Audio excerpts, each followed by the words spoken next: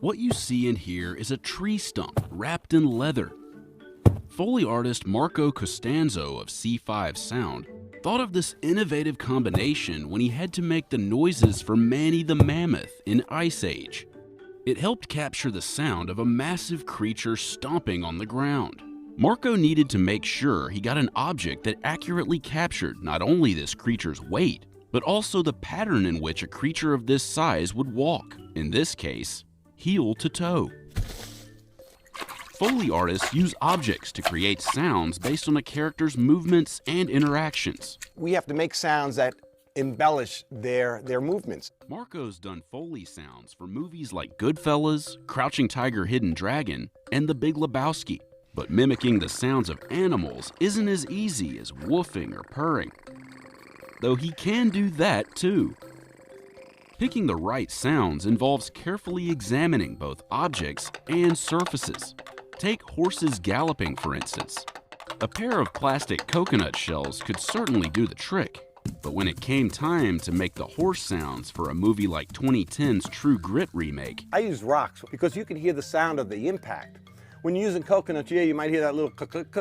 But when I use a rock, I hear boom, boom, boom, boom. If you ever hear and ride a horse, you're hearing that 2,000, 5,000 pound animal on every footstep going boom, boom, boom, boom. While the plastic shells might work on cobblestones, Marco realized you can barely hear them in dirt, the surface the horses in True Grit were most likely to tread upon.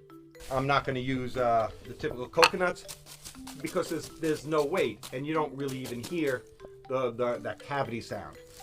These would be the medium size. Immediately you can hear a little bit more of the bottom end, right? And my favorite are the rocks. You're getting a low end thud right along with your crunchy. An animal's size is a big factor, especially when that animal is tiny. Marco did the sounds for the dragonfly in the opening of 1997's Men in Black. We were really playing with different kinds of paper and cards. I remember one of the ideas was, well, put a card in a bicycle spoke and spin it, and you'd hear the and everyone's like, yeah, great, but you hear the metal spoke. Well, and then the question was, well, how do we do that and not get it sound like metal? How do you get it sound organic like an animal? Marco found the right sound using handheld fans. With the fans, Marco could more easily adjust the dragonfly's variation in movement by putting his finger on the blade. A different challenge arose when working on Marley and Me, which chronicles a dog's life from puppy to old age. Marco had to figure out how to make the dog sound different at different ages, so it wasn't just about size, but how an animal grows over time. I have two different size nails on them. These are the smaller ones, and you can see there's bigger ones on that side. And they sound distinctively different. Listen to this one. These are the smaller ones. Now, I would flip these around. I'm not going to flip right now. Here's a younger, more excited dog. And the same dog at a much older age. And for some scenes, Marco had to layer a track for the dog's collar. For a bigger dog, Marco used a heavy chain. And a smaller dog has a smaller collar, so you just hear the tags. So every time they're moving their head, you think they're so cute. Oh yeah, but they're non-stop noise. It's not just a one-sound-fits-all type of deal. For gigantic animals, like that mammoth from Ice Age, Marco had to create multiple sounds and then have them layered to truly capture the physical scope of the character.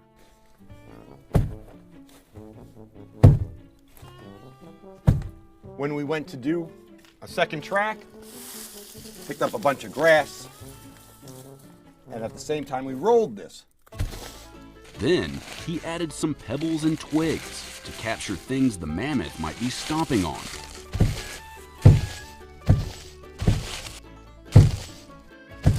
There are plenty of other considerations that go through the mind of a Foley artist when making animal sounds, like how many animals there are.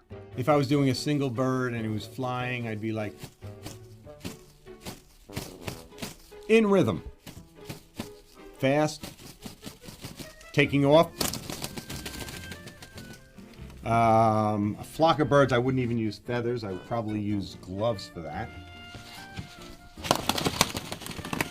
When it comes to eating, Marco might need to think about whether the food is wet or dry,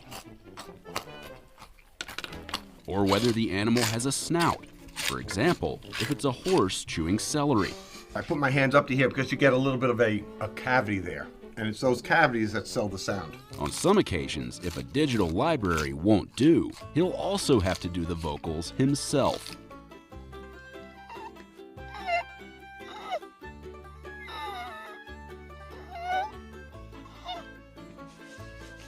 To see a Foley artist's thought process about animal sounds in action, we put Marco to the test by showing him a stock video clip with no sound that he had never seen before. Adorable. Oh boy, claws. Oh yeah, this thing's... All right. That's definitely AstroTurf. You got a few tracks to do. Because you got the claw on the ground, you got the claw on the thing, you got the teeth on the mat, you got the body movement, the fur. For the mat, Marco found one in his studio with very similar material. We're going to do the paws first, and for paws we just need a pair of leather gloves.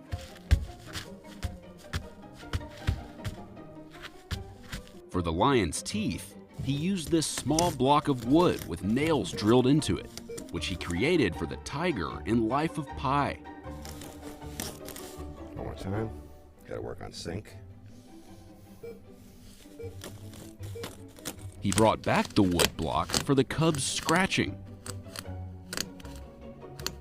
The claws, which are very similar to the teeth, they have different action. They were pulling at it. Here it's gripping. I have a few different varieties of fur here. We've got the AstroTurf. The cat is moving along it, so we're going to rub his body along the bottom as he pulls himself forward. Bring the mic real close. It's a very small sound. That'll be the most convincing sound, because all of a sudden you go from just an animal that's there moving around to you have the feeling of it against the floor. You feel its presence. To top it all off, a few collar shakes and a few chews. With this little guy, I'm only opening my mouth and doing like maybe 50% of the volume I could get. You know, right now he's got a little tongue lick that we're gonna get a little bit of a slobbering sound. Remember, cat also has a dry tongue. It might be a little sandpapery, but you know, when it's on itself, it's just a...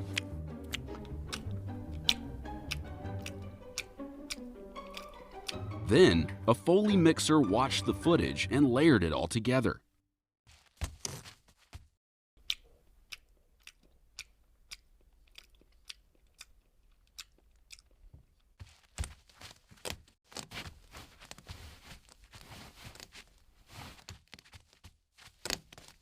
So, what makes watching this without sound, and then with sound, different?